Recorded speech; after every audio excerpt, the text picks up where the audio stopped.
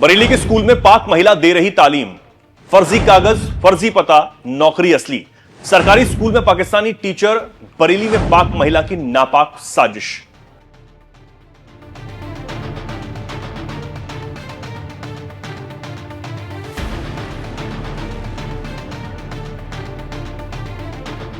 नमस्कार, बहुत स्वागत आप सभी का। मैं हूं आपके साथ चेतन पाठक और आप देख रहे हैं एनएमएफ न्यूज। यूपी के बरेली से ऐसी खबर सामने आई है कि सरकार से लेकर सुरक्षा एजेंसियों तक के कान खड़े हो जाएं। यहां पाकिस्तान से आई एक महिला सरकारी महकमे में 9 सालों से नौकरी कर रही थी। महिला सरकारी स्कूल में टीचर की नौकरी कर रही थी और संबंधित अधिकारियों को इसकी भनक तक नहीं लगी।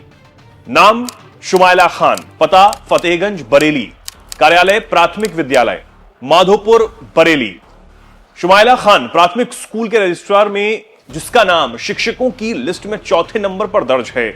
7 नवंबर 2015 को बरेली के माधोपुर की प्राइमरी स्कूल में बतौर टीचर नौकरी हासिल की। शुमाइला को यहां नौकरी करते हुए 9 साल हो गए। रोज की तरह स्कूल में आकर बच्चों को पढ़ा रही थी। फिर एक दिन पता चलता है कि वो पाकिस्तान की है। ना तो उसके पास भारत के वैध कागजात हैं, ना ही वैध पता। हर चीज नकली, लेकिन एक्टिंग एकदम असली। शुमाइला 9 साल से स्कूल के बाकी शिक्षकों के बीच ऐसे काम कर रही थी जैसे वो यहीं की नागरिक हो। शुमाइला के पास भारतीय नागरिकता से संबंधित कोई भी वैध कागज नहीं थे।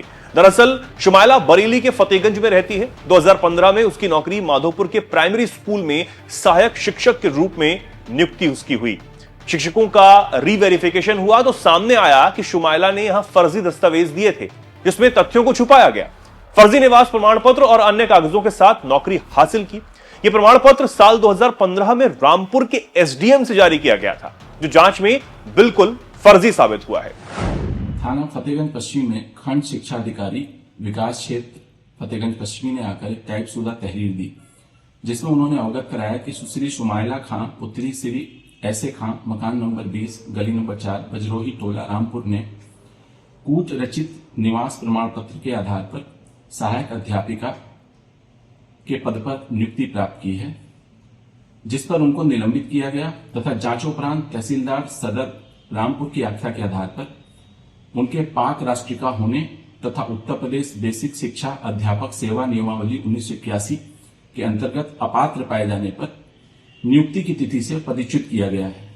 इस सूचना पर थाना फतेहगंज पश्चिमी में मुकदमा अपराध संख्या 19/25 अंतर्गत धारा 419, 420, 467, 468, 471 भादवी दर्ज किया गया, जिसमें सम्यक विवेचनोपरांत आवश्यक विधि कार्रवाई की जाएगी। मामले का खुलासा होने के बाद जांच बैठी, एक्शन भी हुआ।